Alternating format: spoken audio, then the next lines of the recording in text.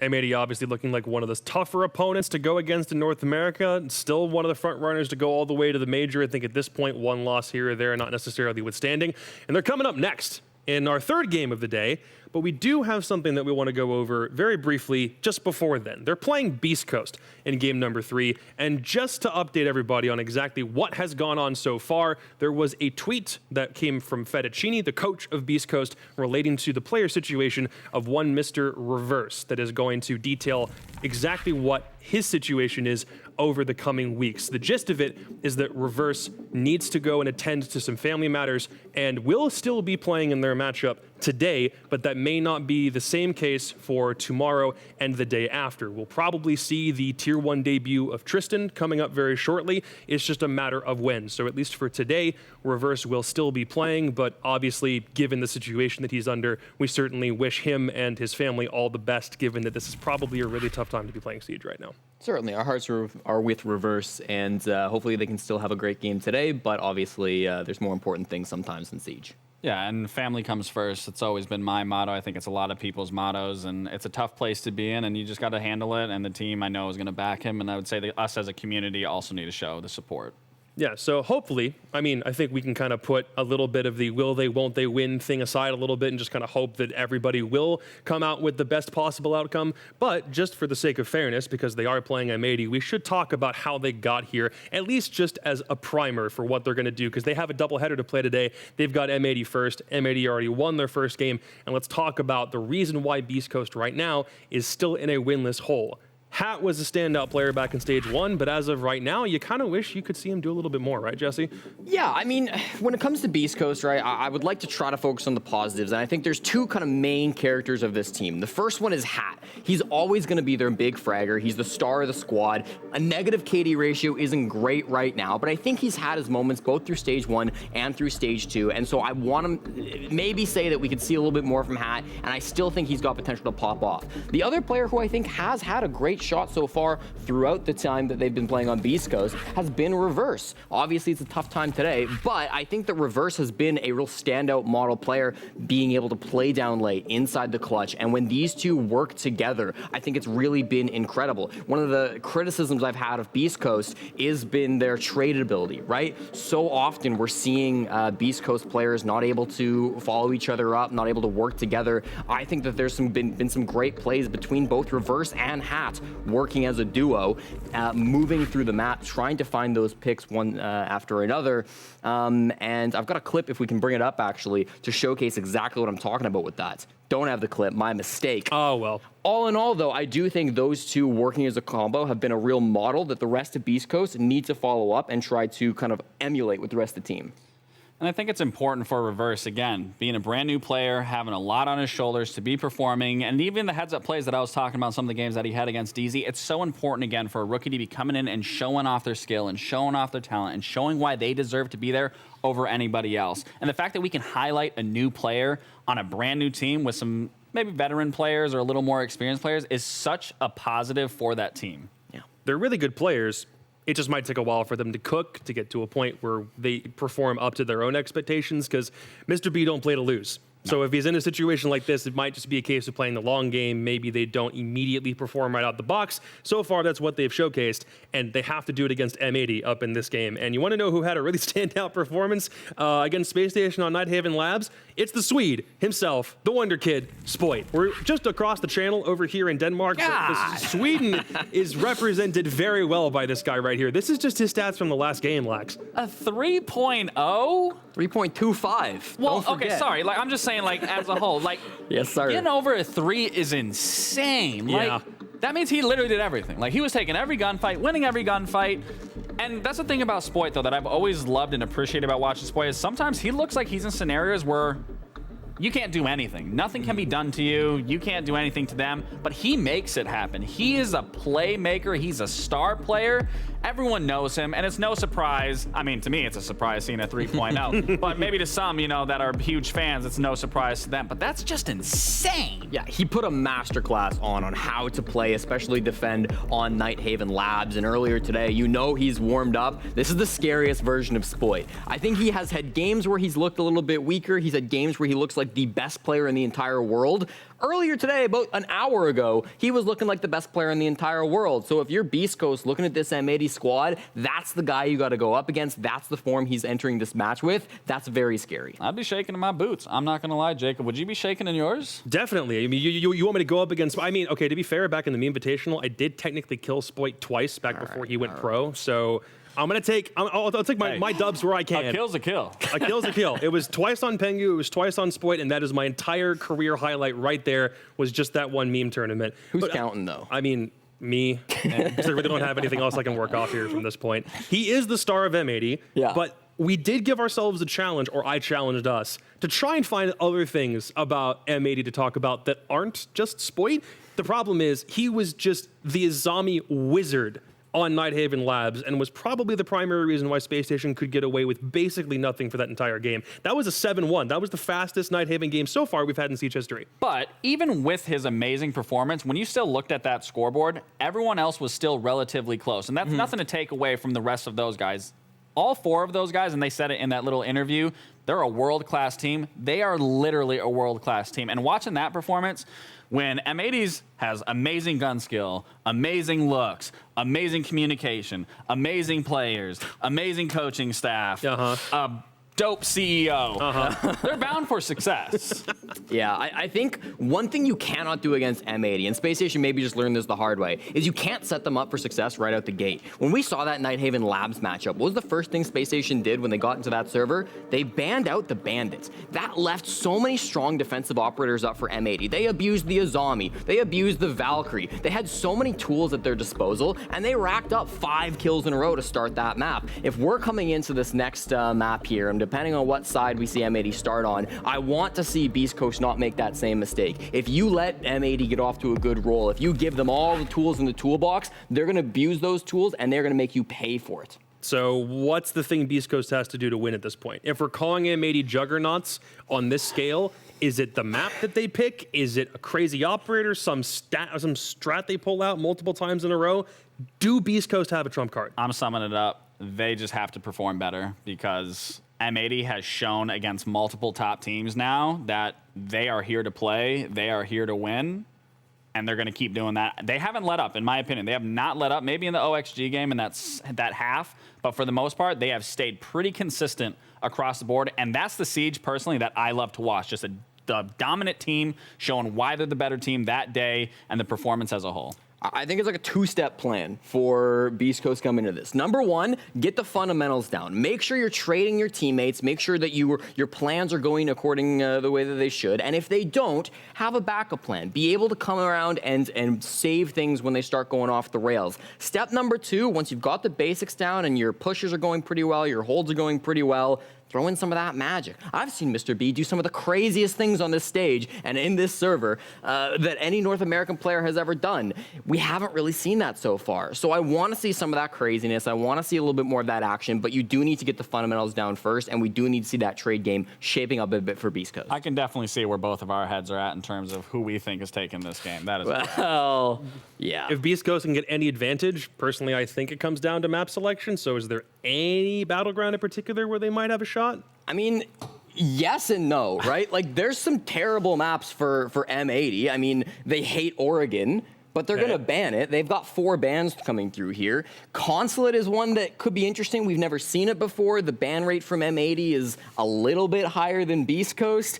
Otherwise, the big problem is that there are so many good maps for M80, and Beastcoast map pool has been obliterated over getting stomped in the offseason, losing all of their games in the NAL so far. They don't really have a pool or a map where they're like, all right, at least if we can get here, we're golden, because they just don't have many great options to work with. You're reinforcing my point of M80 just kind of being the better team. And if Beastcoast really wants to win this game, they're really just going to have to be the better team. And we have seen miracles in Siege happen. There are teams that it looks like they should just be beaten. But obviously, even in the first day of the first, play day, we saw a lot of upsets. So there could be an upset, but overall, I think M80 honestly takes this. Well, let's at least see where we're going to see if Beastcoast have some kind of fair fight here.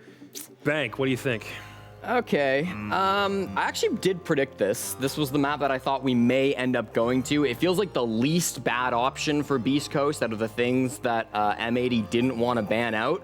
So sure, we're going to Bank. It's a map that for Beastcoast, they are technically undefeated in the NAL. They beat Space Station last stage, but in the offseason, they lost it to Dark Zero, SSG Academy, and Luminosity, which is a tough record to be going into. And then for M80, 2-2 record on the year, but when you dive into that, they're 7-3 games over SSG and WGP, and then their losses were 7-5 and 8-7, both against Dark Zero. So even this map, I think, is still favorable for M80. Lax.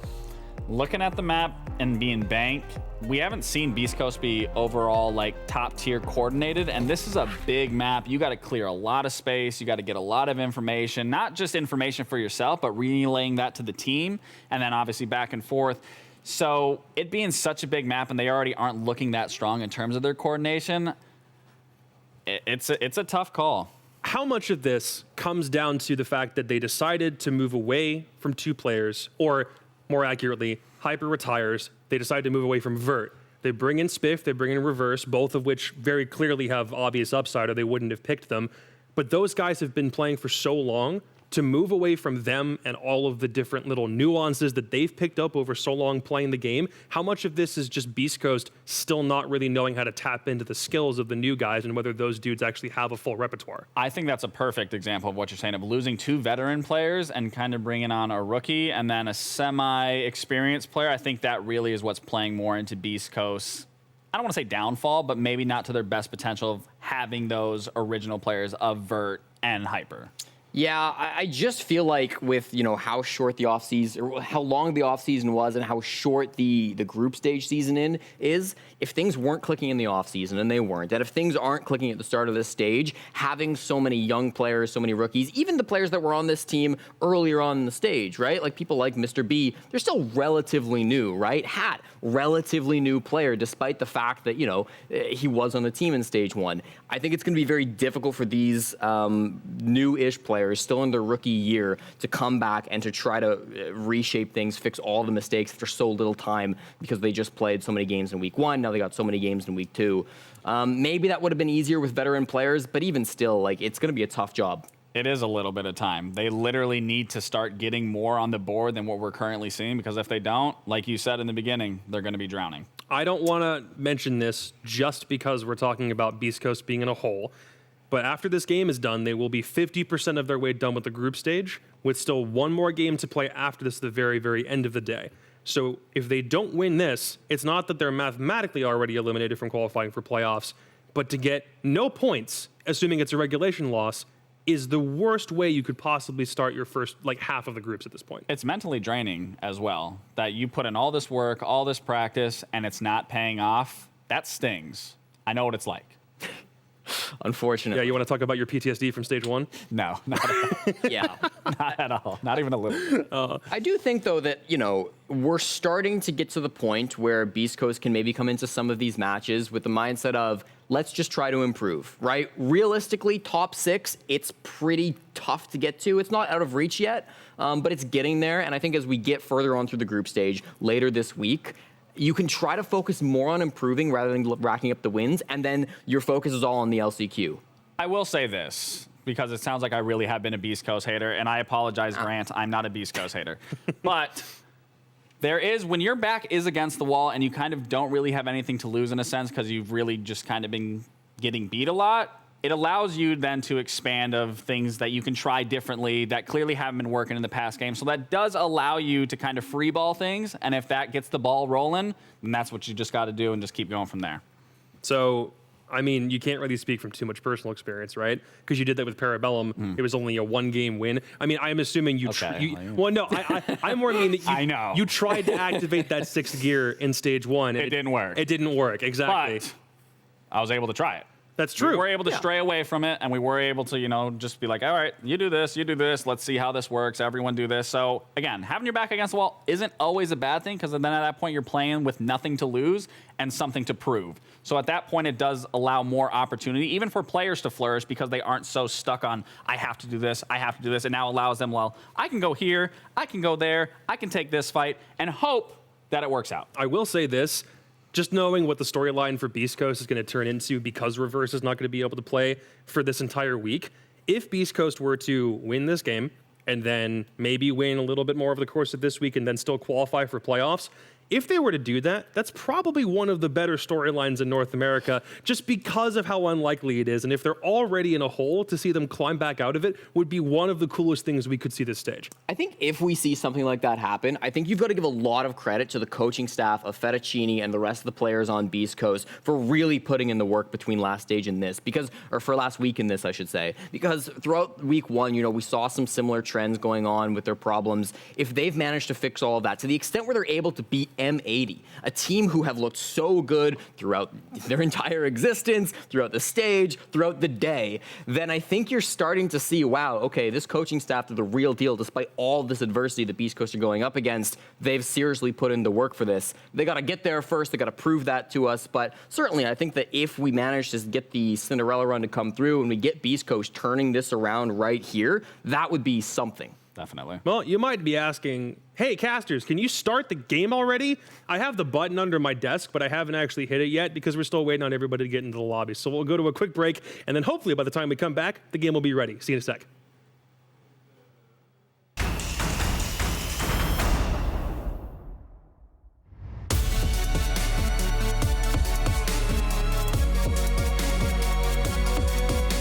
Ram's got one of the sickest loadouts an attacker could have. It's the R4C with the 1.5 scope, probably one of the best guns in the game. You got a secondary shotgun, which is always useful. Like so little time to play with her, I think there's going to be a lot of new ways that people are going to utilize Ram. That gadget of hers is absolutely insane and really fun. Her Ram drones, which nothing really is stopping those things other than a reinforced wall. It is ridiculously loud. You can just walk in somewhere and it will completely cover the noise. It like covers the Mario repellent. You wouldn't even notice like some person behind you. Because of how heavily players rely on the sound. You can definitely walk through a barbed wire with a Ram drone going near you and they would have no idea you're even there. If you panic when there's a Ram near you or above you, I tend to feel like that gets you killed more than the Ram itself. That's especially on the new mass console and Nightheaven coming in to the map pool. I feel like she would be really, really strong on those.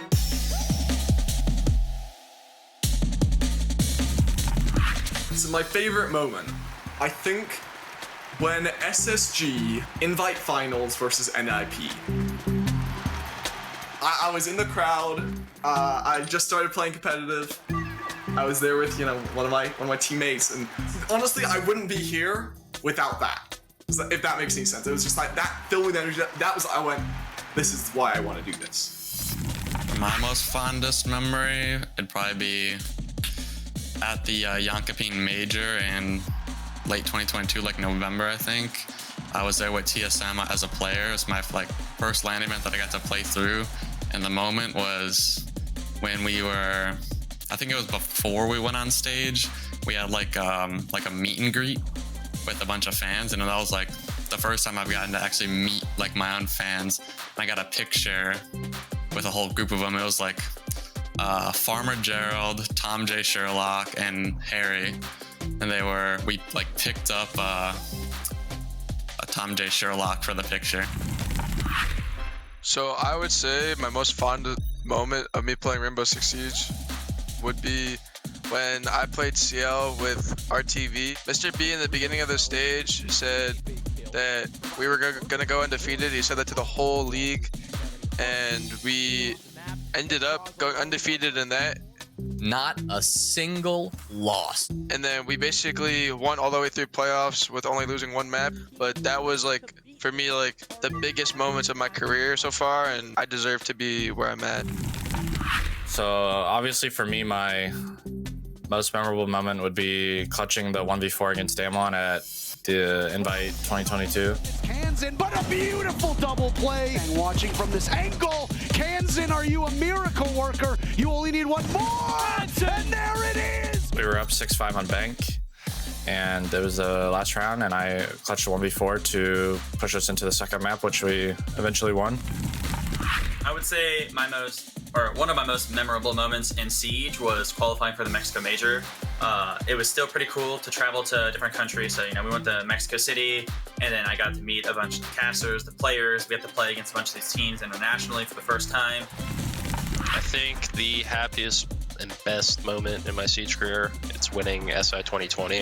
I think that particular win meant more to me than, you know, other wins I've had. I think it was the biggest prize I've won.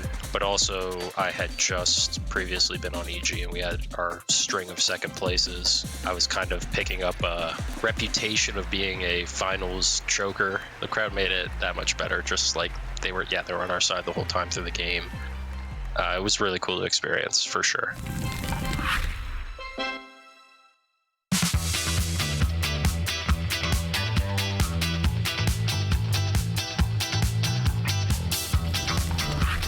What's so funny, bro? Well, because I already know the answer is. I know what I'm picking. I know the two people they're gonna pick. For sure. Me? Oh. What are y'all talking about? What operator do I play that's off meta, bro? Fuse. What do you mean, me? I'll do what needs to be done. Like, you'll catch me in the mud when you least expect it. That boy George. Wow. Snake. Really, bro? As soon as the operator came out, he picked it. I think I'm the thinker. I'm the thinker for sure.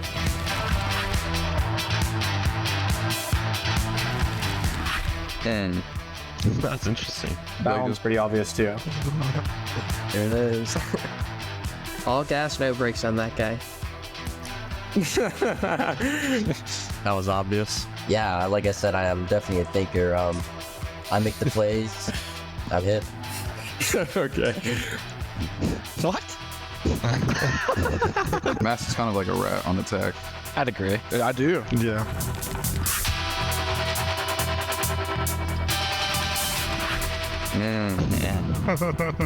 I know you're gonna say George. Bro, I already know. What? Why would I TK? Because you're always just flicking around everywhere. Bush TK'd me yesterday. He opened a wall in front of me and I just kind of smoked him. Yeah, I dropped the hatch and he killed me. Really, Vods? Intentional TKs though, that's J9. Nah, I walk in front of Jack, I just die, bro.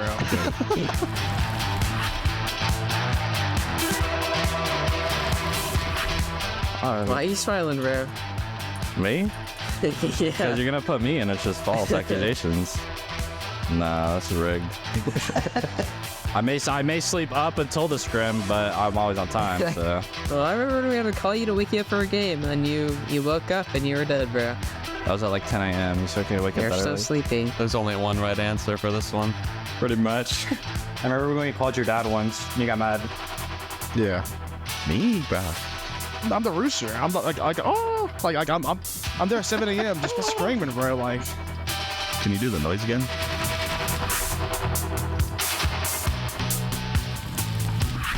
Oh yeah. Gonna have a bunch of different answers for that one. It's between two people for me right now, so I don't know. They ain't me, bro. I fool him. Kansan just kills everybody. Like, Whenever he's in like a 1v2, I've never been more confident in my life ever gonna win the round. That's the thing. I like Snake. Okay. Jesus Christ. I said false because whenever I see him in like a 1v2, 1v3, like I know there's a chance that we win that. I think Jack. I think he's one of the most mechanically gifted in the game. Aww, when he's feeling it, I don't think anyone can stop him. You know what? It ain't a gift. It's talent. That's hard work. The genetics, I would say, even. The genetics is born with it.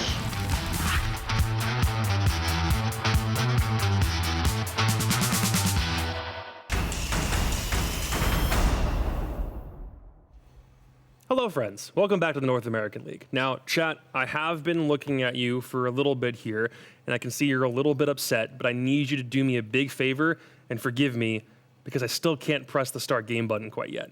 We're getting there. We're just waiting for one last player to join the lobby, and then we can start this shindig. But at least for right now, I'm just my sincerest apologies. I really owe you guys one at some other point down the road. But yeah, at least for right now, we got to keep waiting. I'm sorry. We don't got to apologize. It ain't our fault. I We're know, here. but I feel it's bad. Spiff, and I just called him on FaceTime, and apparently he's about to show up. So we're getting the show on the road. But you actually have his number, right? I do have his number. I just was on FaceTime with him, actually. Could you call him right now so we can show the stream? Well, I can't right now. Come on. No, people could see the phone number.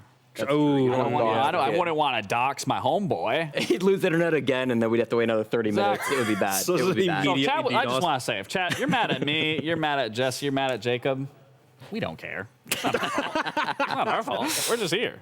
We just work here.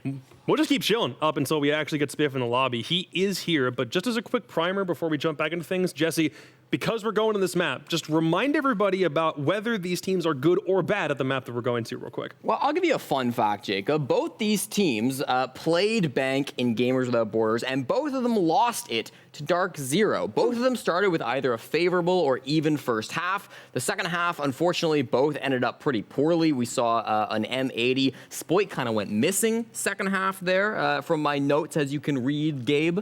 I actually can't read. That's why the text is so small. And for Beastcoast, they moved to attack, and it felt like they were very, very slow on their pushes. So 2 things to maybe look out for once this game gets underway. Do we see Spoit disappear in the second half like he did against Dark Zero? And do we see the pushes, again, way too slow like they were in the second half for Beastcoast on Bank? But, you know, it's a new game, and that was a few months ago, so I'm hoping they have improved on those mistakes. To be fair, you were one of the primary people harping on Beastcoast not having the world's greatest offseason, and I mean, you were kind of roping GWB into that, right, with all of the other tournaments that they were playing? Yes, that was before their roster move, just to be fair. Yep, that's fair. The one time that they've played anything with this exact 5-stack, by the way, has been this, because when they played in Breaking Point, it wasn't with Hat. Yes. Did they not also play... Wait.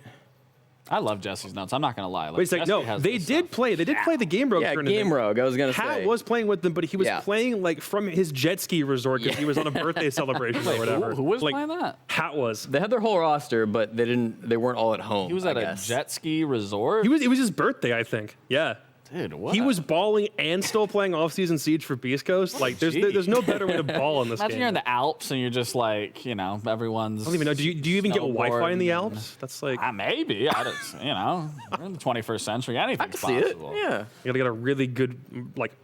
Imagine if he was on. Imagine if he was on the jet ski and playing. I mean, based on the results, he might have been, because they got smoked that tournament. They lost in the quarterfinals. It wasn't cool. You know what? Actually, hold on. Great content piece. We take 2 pros, put them on jet skis, and just have them 1v1 and see who wins. Blast, get on that. I want to make that. That'd be a crazy. I want to be like the host of the referee for that specific content piece. We all have like a 1v1 off. Yeah. And then, you know, see who's mid. Yeah, you want to play me and Jacob in Siege. You want to see how that goes. Yeah, because I absolutely want to prove that Jesse is the most mid player on this desk. We could 2v1. We totally could. We could 1v2. Whatever you guys want to do. That could actually be kind of fun, a 1v2. I think that would actually be fun. Raw America. We'll set it up.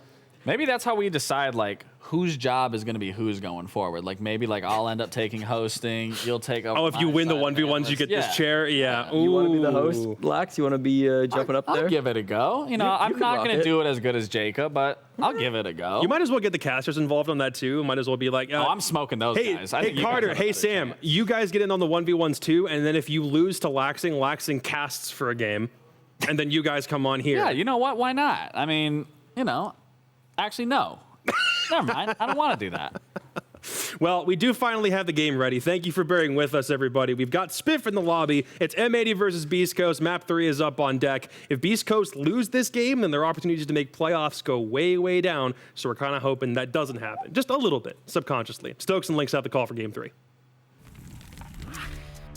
Well, we've waited a little bit, Sam. Just a little bit. But now we finally have our third match of the day, where, ironically enough, Beastcoast are actually coming into this game up in the wins over M80, including Stage 1. I actually think they've played one match, and Beastcoast beat M80, but that was in a much different set of circumstances at the end of the season, and now Beastcoast are coming into this without a win, and M80 are coming off of a game where they made OXG look silly. Yes, indeed. And I think the way that we can kind of start this off for Beastcoast is that we're hoping for a resurgence here. They've kind of started to fizzle out a bit, and now is where the rubber hits the road. You heard it there first on the desk from Jacob. If Beastcoast lose this, Lynx, there is really not a snowball's chance in hell that they are making the playoffs. And they're more than likely staring down the barrel of elimination from the potentiality of the major. What is how? Is Hat wearing a balaclava? What we call those in the common day is a shiesty, but thank you. All right. In fact, I'm going to be wearing one of those in my 1v1 versus Laxing because I too am a rat. So we're just going to have a rat off. That's what it's not even going to be a mid off. It's going to be a rat off. We're just going to sit in 2 separate corners for the entirety of the round. It'd be better than the Jacob Jesse 2v1 where Jesse literally baits Jacob the entirety of the 1v1. just to whip his shots on Lax. Literally just to have the worst F2 recoil you've ever seen. Jesse lost me 1 round in a ranked game, and I've not forgot it after about a year and a half. So that's personal, unfortunately. Anyway, getting into the game, we have the operator bans transpiring. On the last one, actually, see Nook and Ying taken off the board. Valkyrie's our first defensive ban, but I actually want to talk about an operator that wasn't banned. The Monty is left up. Now, Ying being taken off the board, that does take an operator that Beastcoast, especially starting on the attack, would have loved to have up because it allows... I can't. Why is he wearing that? Reverse has the Lysol in the background. That's wearing a shiesty. What is this energy that Beastcoast is bringing today? Why is Hat's camera angle like tilted? Like I'm watching a Kenneth Branagh movie. He's the only one. Equilibrium, bro. We just don't understand him. Anyway, the point I was going to make was Monty is actually left up, which Beastcoast love to run on bank, especially when attacking CEO. Now, I'm not saying we'll see it every single round, but in a game where Beastcoast are looking for any advantage they could possibly get, having that Monty, which is a comfort pick for Mr. B, will actually be a sizable one, depending on the bomb site. Well, Link, so we backtrack about 2-ish hours ago. You and I casted M80 on Nighthaven Labs, and it was quite the event, especially for the M80 camp, as we saw Spoit and Iconic just running roughshod over the entirety of the map, whether it be from the offensive end or the defensive end. So now that we're over on Bank, how do you feel like this is going to translate for them, especially up against Beastcoast? I think specifically for M80 and starting on the defense, I think they're actually... Unless Beastcoast have made some substantial changes from last week, I think they're actually going to be gifted with a pretty good lead to start, and I'll tell you why. Obviously, they performed extremely well on those Nighthaven defenses, and Bank is a similar, very large map where good positioning on the roam will do a lot for you by the end of the round, and Beastcoast are a team that is laxing very solidly set on the desk, have struggled with coordination, and are now on a map where you need to be more coordinated than many other maps in the pool, especially if you have Chalet on one side, Bank is on the complete other side in terms of you don't need a whole lot of positioning, and maybe you could be pretty meh at full clears, but get away with a lot of things on Chalet that you can't get away with on Bank. And if M80 carry through that same performance against arguably a weaker team in theory for these kinds of attacks, they should be in an even better position than before. Yeah, trying to transition from that clear into holding on to these pivotal positions around the map, trying to force that plant down. Always very difficult, especially when it comes to the basement. Some of the, mid-floor sites as well as the upstairs sites, a little bit easier for the offense to try and get at least one little grabber in on, try and get a foothold and see if they can potentially get something going for themselves, but not going to have that circumstance befall them just yet. M80 obviously have chosen to start us off downstairs. Beastcoast will continue to connect to the rooms here on the mid-floor and prep things up for their own execution as they need to get rid of a few of these hatches still. Got a little under half the round to do it as well, so not making terrible time, and thankfully for them, there weren't a lot of M80 roamers to worry about. That does mean that players like Spoit, like Gomez, and DS Lucas, they're sitting inside the bomb site waiting for you to push down, and you have to do all of that in a 5v5. Beastcoast will probably gonna, or at least hoping they can rely a lot on those grenades to do some heavy lifting. Hat is already down both of his. Spiff has 2 in pocket. Mirror window watching the marble stairs. I mean, Hat just gives his life away to Gomez completely for free. And M80 have an advantage that they will likely not waste at any point in the remainder of this round. Yeah, Hat had a choice, and he definitely made it, didn't he? Yeah, he made right a choice. Not exactly one that's going to be the best thing for them right now, but will at least show off the mirror window placement for M80. And oh no, this is starting to look like an M80 round, and quickly dispatch the entirety of the onslaught, pouring its way in from server. Won't be able to make their way even past CCTV or try and get a potential plant down. Just be all the kills going the way of M80 for the most part. Let off with that nice little pick discovered on marble stairs. Well, that's round one, I guess. Yeah, that's round one. Massive build-up for Beastcoast on this clear. Everything's going so well. Hat decides with his shiesty self, he's going to peek a mirror window and gets rocked. I like that he saw the mirror window and he's like, I know the solution. I'll pre-fire that. Like, well, I'm the villain. I'm him. He peeked the other side, guys. guess we'll chalk that one up to unlucky timing. I mean, listen, I get the idea from Beastcoast, right? They're like, all right, we don't have a lot of solid control. There are a lot of mirror windows. Watching the server entrance and watching marble stairs, we'll try to drop the hatch and play close. But M80 had a contingency for that, which was Iconic was playing farther back inside of one of the bomb sites itself and could easily see forward the off-plant spot Mr. B tried to use. So, 5 seconds to go.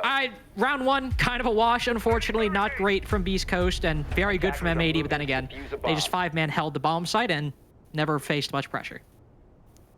A lot of build up for a heck of a lot of nothing. Failure launch for Beastcoast on that one. See if they can course correct. Get the ship into some calmer waters here before this storm gets too aggressive. Don't want it to brew up too much. Get too far of a lead for M80, and then everything can most definitely go wrong, as we saw earlier with their engagement with Space Station. Trying to make this look very similar. Because, I mean, imagine if they go with a day where not only a 7-1 victory to start off, but maybe a 7-1, 7-2 here. You drop 3 rounds in between 2 maps. Definitely a way to keep the confidence going throughout the stage, especially walking your way into Major Week here, or rather Super Week.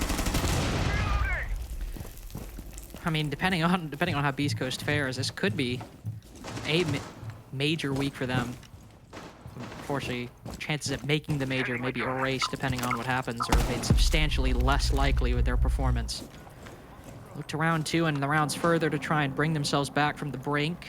So far, haven't seen anything from either team just yet. That just favors M80. They've got Kiba barriers set up on the top floor. F-Knots to catch anybody walking in through certain entrances. Reverse down inside of main lobby. Looking to cut off the Azami as she rotates around the banana window. Hat does find Kino first. That's the only C4 for the defense gone. But this top floor hold is still intact. I imagine there'll still be plenty of opportunities for Gomez and Spoit to even the score. The lower this clock gets, the more worrisome and to feel for Beastcoast. Even with the man advantage going their way, we've seen time and time again where they've been able to quickly flip the script on the opposing squad. Now, we have to Gomez. They'll be able to strike true onto reverse. To worry about a few ulterior motives that BC have working in, and those will go off without a hitch. Hat with some big kills here against the one deeper inside, but also the play in archives. Bomb will go down more than likely here. I don't think there's really a spot they can find. Mr. B will get discovered, but the bullets won't land correctly, and BC will get their very first round. And although his mouth is covered, you could see that smile on Hat's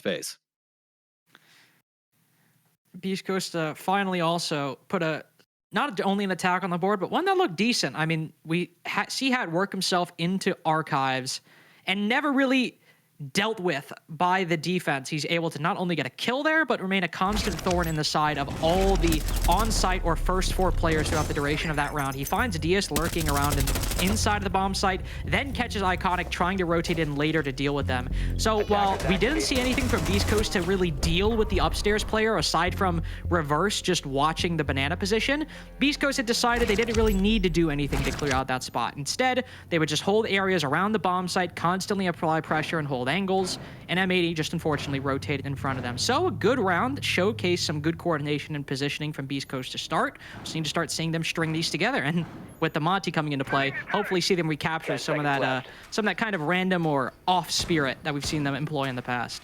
5 seconds to insertion. Really a top floor defense now for M80 after that unsuccessful defense of the mid floor. Partnered with a very big round from Hat. Picked off the first round, not able to secure too much after he pre-fired that mirror window at the base of the stairwell, but that one a big triple for him, and now hopefully leading into some more successful rounds when it comes down to it. Now a round that Lynx will more than likely be quite excited for, not only because we have Blaz in play for Spiff, but referencing back to what he talked about before we even got in this game, guys.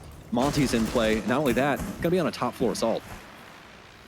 This is the bomb site, to be fair, that even when, if it's Beastcoast not in the lobby or Mr. B anywhere near the game, this is the site that Monty's the most likely to be brought on, and he's almost always going to be placed on the spiral stairs to then push up, try and deal with the players inside an elevator, give constant intel, be a constant nuisance, and supported by players like Hat using his X-Kairos, or even if the Hibana isn't up, an ace to place Selmas on that Kanto wall to pressure Iconic even further inside of elevators. So this front side push will likely be the beginning and the end of Beastcoast in this round, as all the resources, all the utilities placed to this front side, and the defense will need to respond with some of their own. Not only the Kibas, but those Yokais we just saw stun the Monty, force him to retract his shield. That's going to be the #1 problem that Mr. B's likely going to have to deal with, but Reverse is Spoit's, unfortunately, #1 enemy at the moment in round 3.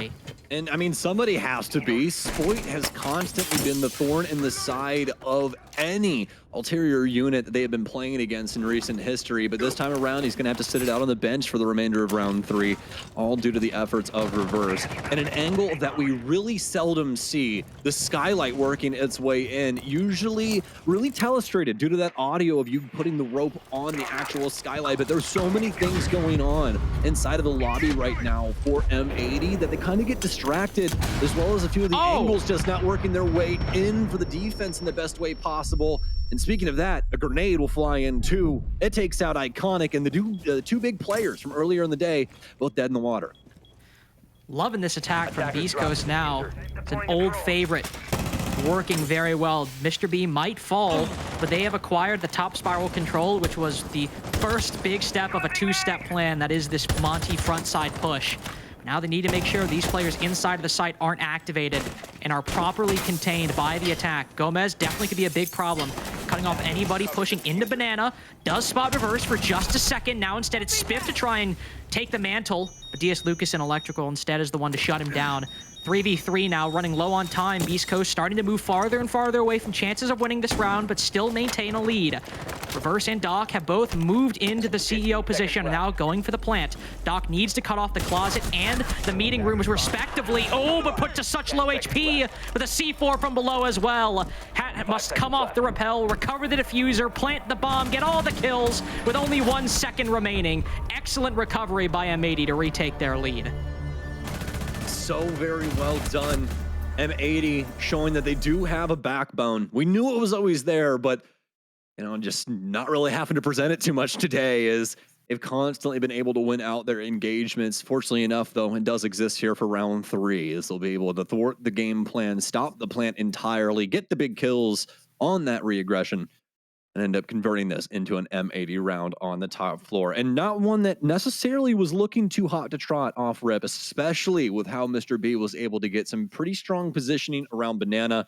But the true, tale there being Iconic on that Legion. Those goo mines doing so much damage across the board, not only to Mr. B, but to really everybody, just not allowing the aggression in the way that they want it. It's unfortunate for Beastcoast too. That was a round that you seemed like you were in a great position to pick up in that 5v3, even with a little low on time. Seeming like that was a very winnable one with the work in the ground you gained early on in a game where you're predicted to fight for every single inch and maybe not even come away with even a good regulation loss, let alone an overtime loss or something like that. Those are rounds that you don't want to slip by, that you want to savor and hold on to as long as you can, but now you have to go back to basement, a site that M80 won handily, and maybe hope here is the spot where you get the lead that you should be getting when you're attacking on bank. There's some potentiality for them to have turned over a new leaf, though. There is. They've had some time. Some adjustments could come through. We've already got a big one here. Mr. B back on the Monty shield, and they're going pretty direct to server right now. Spots not just one, but 2 players. One close with the shotgun, one farther with the 416. Oh, Gomez looking to thread the needle between the shield and the wall to secure M80 that first pick. You'll have multiple chances. 2 to 3 different players aside from the Monty inside of dirt at the moment. At least 2 to be sure. He's looking to take advantage of Mr. B tilting his shield one way or the other. Hat will now take the space. This is what Gomez is hoping for. Might just find the kill. Takes down Kino. But backs off before he's finished off. Mr. B instead retracts the shield. Gomez might take down one, but he's traded out by Doc. And that, with the kill they've achieved onto Kino, Beastcoast now have the advantage and very quick control of server. I think the key thing about that, yes, exactly, the time. There's so much time for them to flirt with this site, work these nitro cells out, try and force M80 to expose themselves to these, more aggressive angles that are being adopted right now from BC. And even past that, they still have the potentiality to work the rest of the map if they so choose. Diaz is going to try and head that off. He's going to get droned out on the top floor, though. BC does have a drone sitting right outside of stock, so a little unfortunate for him, but he's going to work his way back down the stairwell. And Mr. B chooses to try and place it down right inside of the breach. Nitro cell out. The first bait works very, very well. Spoit going to try and swing his way through. He'll be able to get one. In behind now, switches over to the SMG-12. Iconic will get one, too. Down to the 2 versus 2. I bet you never thought I was going to say that, did you? Reverse will be able to at least take down Diaz. Now, the moment's notice, we're going to try and attempt this again. So much time on the board, but so little when it comes down to it. They smoked off a Warden, ladies and gentlemen, and they're going to pay the price because of it. I mean, what a recovery by Spoit in that round. Missing the C4, but hopping over the desk, getting a kill, and then hiding in the smoke. Well, hiding and then hiding in the smoke later to get a second one before backing off. Difficult spot Spiff has been left in. No C4s to worry about, but mirror windows and a crossfire held on the server breach. What just an unfortunate position. Background. Look at that. Just smiling over Spoit's shoulder right now. I mean, Boo Boo's foreseen it. King Boo Boo, the Monarch himself. More than happy to see the M80 move up 3-1. Spiff struggling to find a position that works. M80 now finally win that 4th round after a long late game. But with excellent individual play by Spoit, I mean, that was as clean as it comes. King Boo Boo Boo bringing the hammer down on the opposition from the staffing position. Hopefully you guys got the Smash reference. If not, I didn't like you anyways. So M80 though, looking so strong, and you highlighted it perfectly, Lynx. Spoit, the hero in that round, and one that was needed. I mean, we talk about, you know, being in the trenches, as Iconic would say, being in the but, you know, it's never something that you exactly expect for a team or at least a member of a squad to jump into track stingers, jump into 4 separate angles, and not only that, but win it out successfully, elongate the round, and completely shut down the plant all in one foul swoop. And even on top of that, he even had the opportunity to use his glasses to exploit the offense's chance of trying to plant through that smoke. I mean, a just perfect round. It practically scripted for Spoit there. 10 seconds left. Spoit has just had an incredible game today. I mean, not only that Warden play we saw in that round, but if you didn't watch the Nighthaven game earlier, you should, just for a very good performance from M80 on that map. But specifically from Spoit on that Azami, he has had an exceptionally just enjoyable individual day to watch as just a fan of competitive Rainbow Six, because the stats have been great. He's been getting a lot of kills. He's super fun to watch. But the play he's been having today, the play he's been showing on operators like Azami and like Warden in that last round, the individual decision-making has been really excellent from Spoit today, and I think you could learn a lot from it just going back and watching his point of view in depth. Just the patience, right? Because everybody's so used to the big swings, the big guns, everybody making these crazy flicks, and that's what everybody really highlights inside of any FPS is these amazing plays that are made mechanically. But it's not only what mechanically Spoit is achieving, it's how he is mentally outclassing his opponent in timing and positioning. He is constantly like one chess move ahead of them, and just because he's also so mechanically gifted, right? He can practically be like a sliver ahead of you, and it might as well be a country mile because he's decapitating you within the first 2 rounds anyways. So it's just so difficult for Beastcoast to fight back. Even when they feel like they have the lead, if Spoit is alive, there is a chance that they take that round.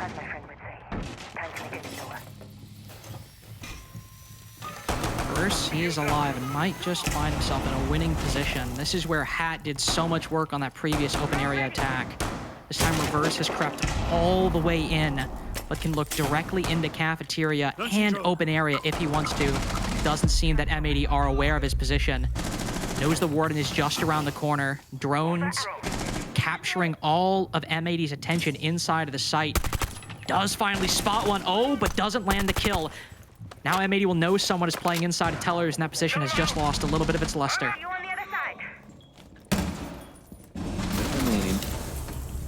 Still some utility to be worked out from the defense. Kino will get taken down, and we saw how pivotal the Warden was inside of that last round, so definitely something to notate here. M80, though, do still have a lot of guns pointed at the necks of Beastcoast. Smelled blood in the water earlier, and we were able to take it because of it. Spoit with the first one. MP7 in hand this time around, so we'll be rocking Fenrir. Almost a nice find onto Mr. B, but now him and Reverse both have full control of the kitchen area. Spoid will be able to at least tag up one halfway through this plant. Gomez almost able to take down the Printer player. Doc fully laying down, but not able to get too much going for himself. Doc able to get two there off of the prone angle, and what a find for him. Mr. B will sprint away from Spoit. He has picked himself up inside of Archive. Swing through, it'll be Mr. B to nip it in the bud here as BC find their second round finally.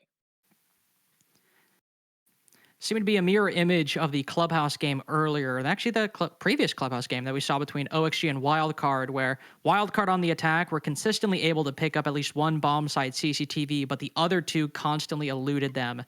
Seems to be a similar case here, as Beastcoast put up two very solid performances attacking open area, but then two decently poor performances attacking Church Arsenal, and the third bomb site has gone the way of M80 one time now, despite a promising start. But now Beastcoast need to follow through on that 5v3 they gained earlier to even this half 3-3. That is what their goal is. That is what they can hope for at this point as we move into round 6. CEO being the only sort of common ground these two teams might have. What a moment that was right there. That was so weird.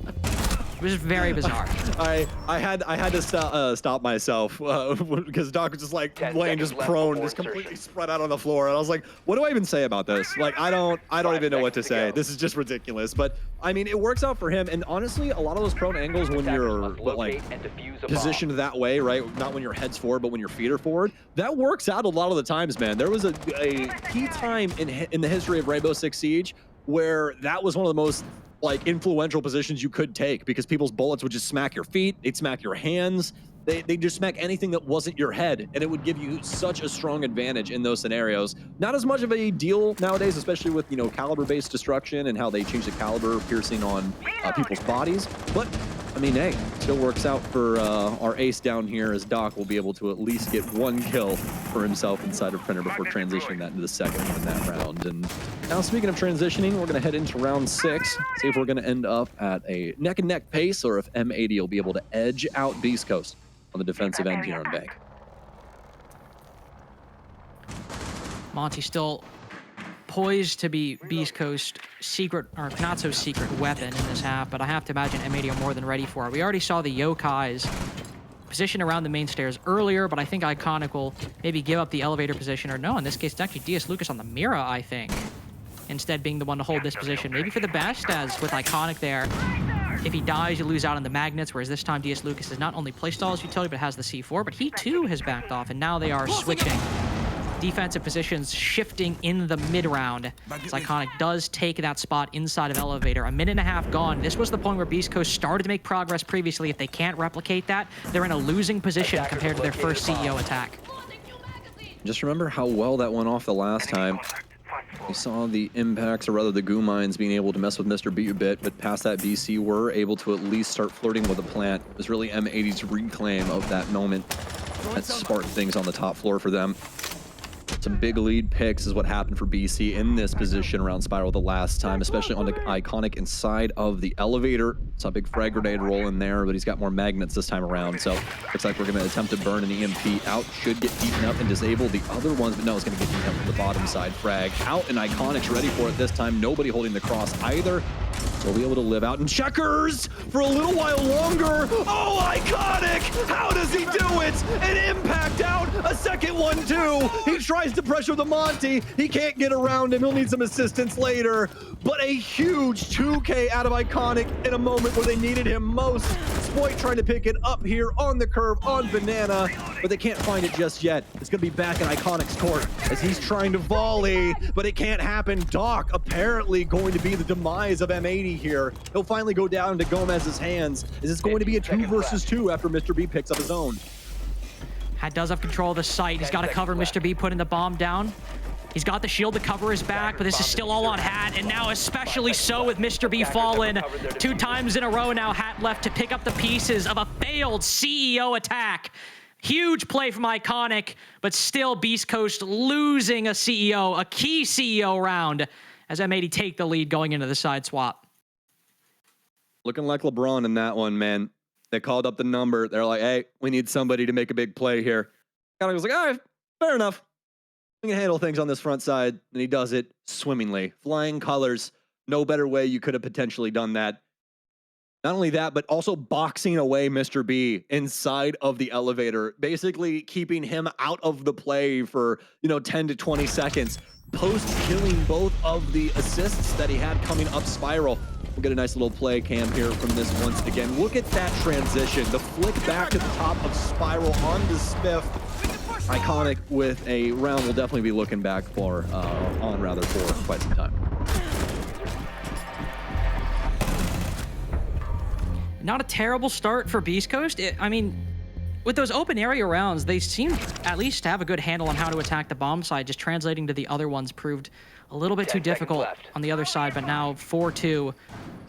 Round 7 could be critical to finding out just how close this game will or will not be. If M80 are able to mount not only a successful attack, but a convincing attack onto Church Arsenal, then Beast Coast are in very rough spot moving into the remainder of this round. Church Arsenal often should be sort of the main spot where the defense can reliably pick up a win, but if M80 look great in winning round 7 and Beast Coast don't mount a good comeback, we're in rough shape for game 3.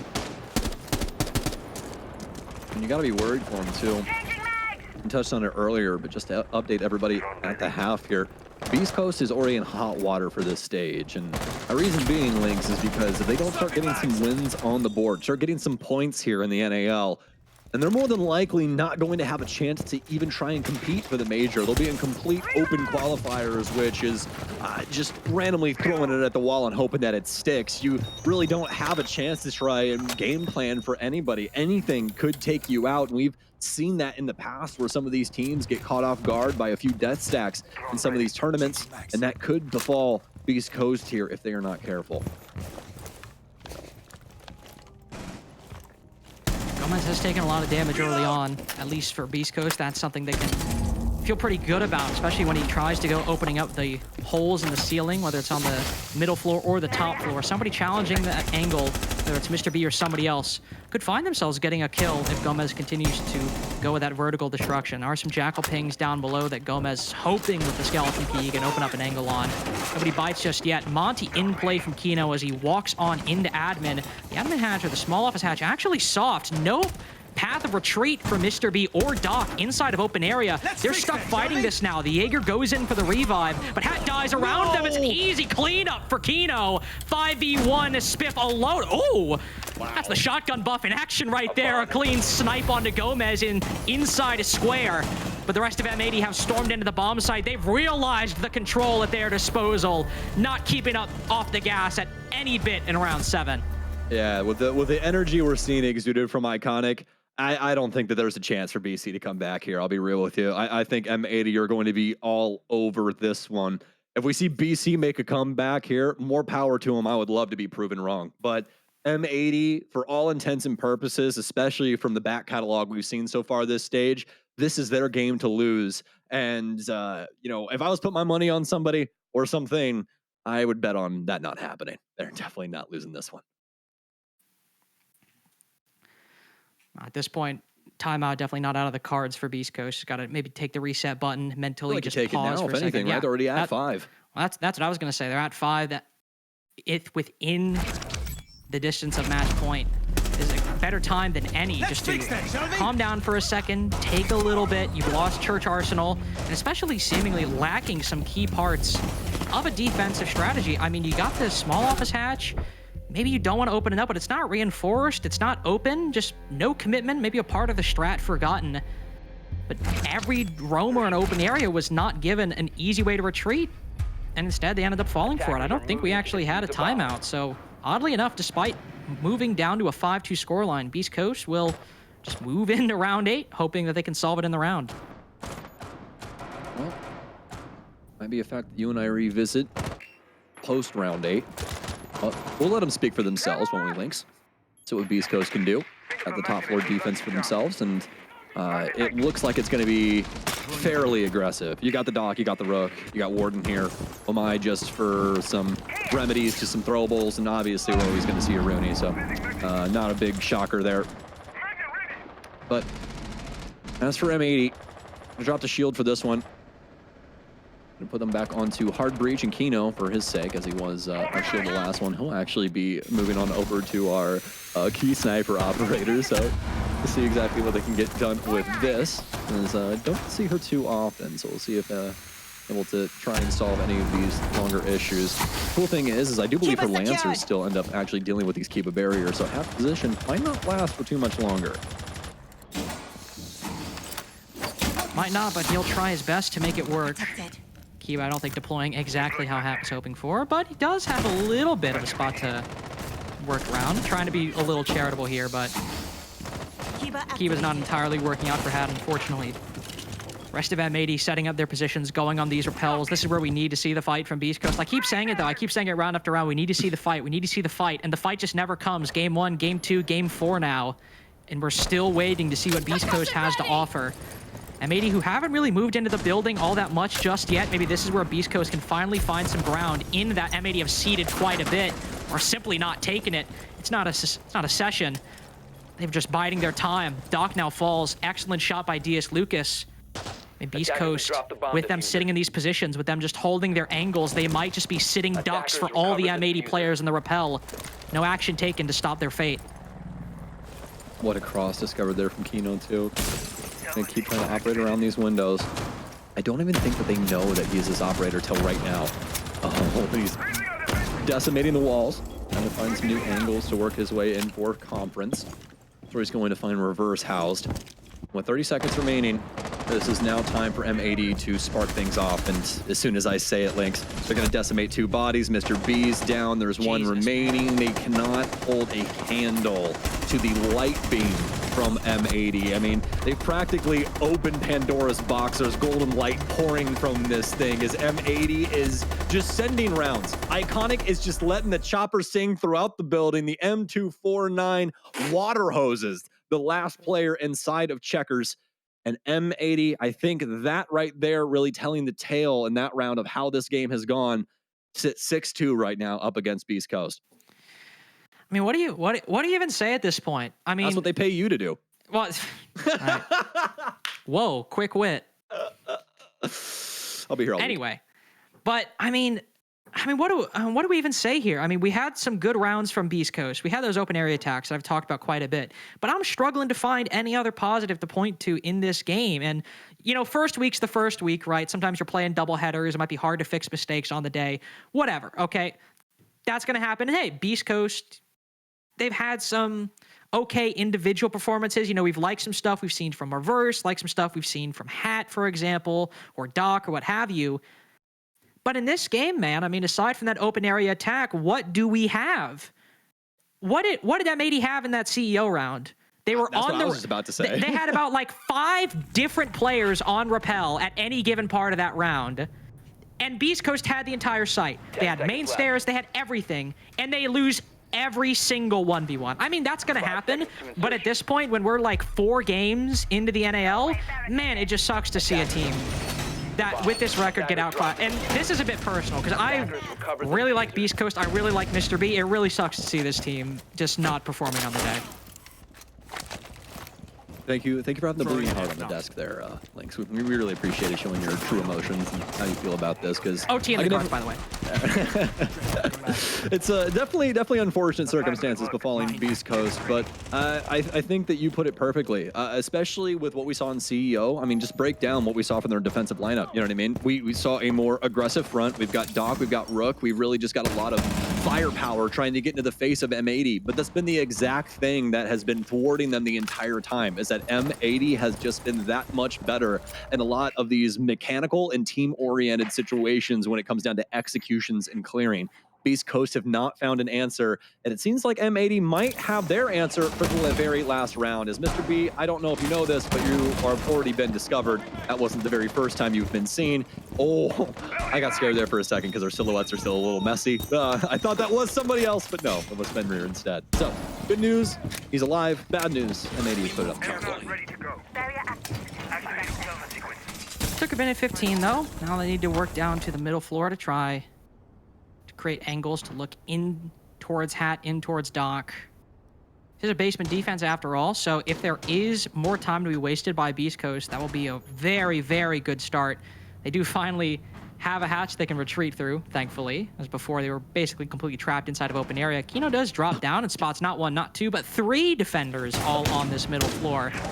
No follow-up directly through the hatch, but instead via these holes made in the ceiling. DS takes down the Fenrir, playing, I think, rotating over to Marble Stairs. Kino on low HP has got to rotate out to pick up that goo mine, but Mr. B is the only one left standing from that roam on the middle floor, and it just goes from bad to worse. Mr. B's chucking goo mines at him at this point, just to hope that maybe somebody gets a kill. There's just not much to say here. 1v4, maybe Kino's on low HP, but Beastcoast are at death's door in the NAL. Major chances looking slimmer and slimmer as the season goes on. Throw it back to the desk before we take it, or we'll take a quick break and then throw it back to the desk. But still, not a lot to talk about from Beastcoast, unfortunately.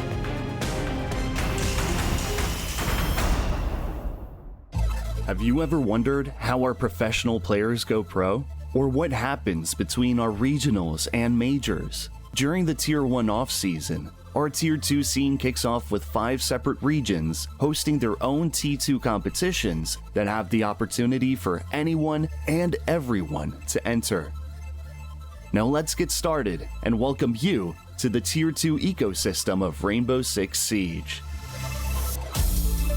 There are several regional events around the world, which are the Japan Invitational, Liga Start for Latin America, the North Regional Rumble, and R6 Central Combine from Europe, and Element 1 for North America.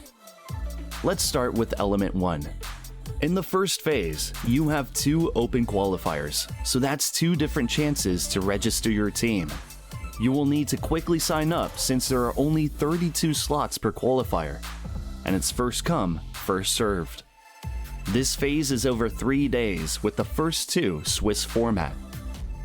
If you lose 4 games in this phase of Alpha, you're going home. And if you're in the top 12 teams on day 2, you go through to our closed qualifier. During the closed qualifiers, teams face single elimination matches, with the top 4 teams from each open qualifier moving on to the next stage. In phase beta, 8 qualifying teams will meet Element 1's 8 invited teams for a classic Swiss format knockout bracket.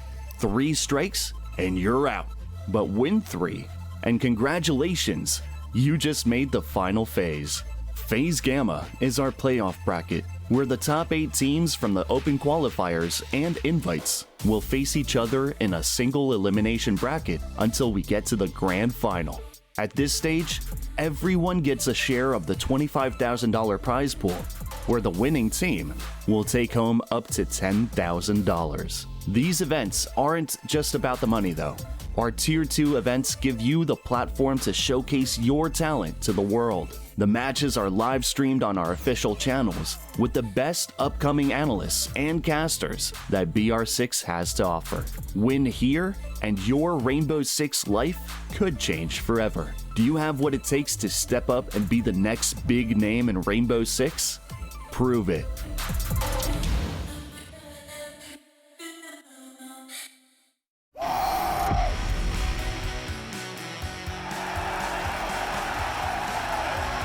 I want M80 to be one of the most successful and dominant esports organizations in the world. When the manager Golden reached out to a coaching position, I thought, why not? What could hurt? You just got to take their soul. Like, you just got to destroy them. It's definitely better to let the player do the talking, but tend to stay clear of the people that have big egos. Energy carries everything into winning. This is Rainbow Six at its best! Try not to hold on to revenge too much the past. If we were to play them again, it would just be like just that urge of competitiveness to beat them. We know our potential, we know what we are capable of. The opponents could definitely take the title from us. The past is the past, but in the moment you have everything you need to do to be better.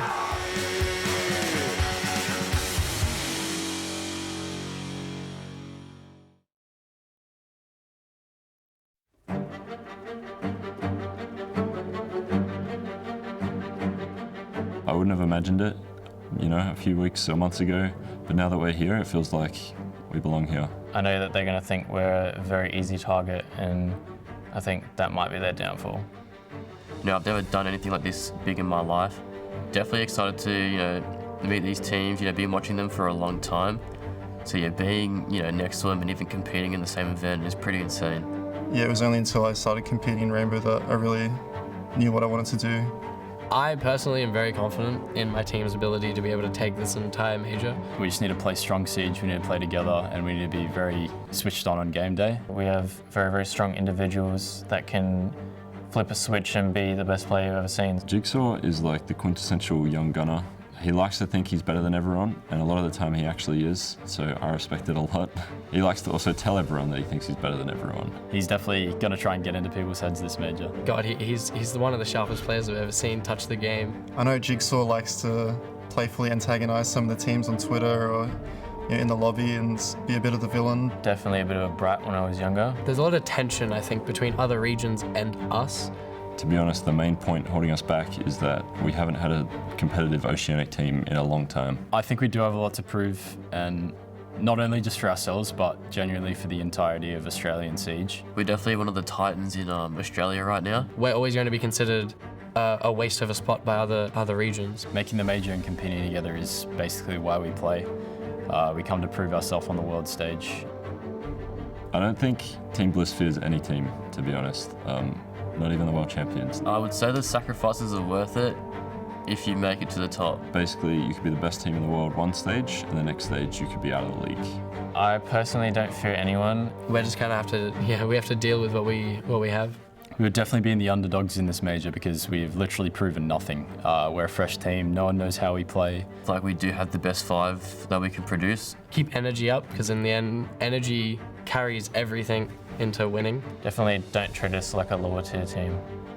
We're just going to take it game by game like we have been all season and do what works for us. And if that's not good enough, then we'll just come back and be better next time.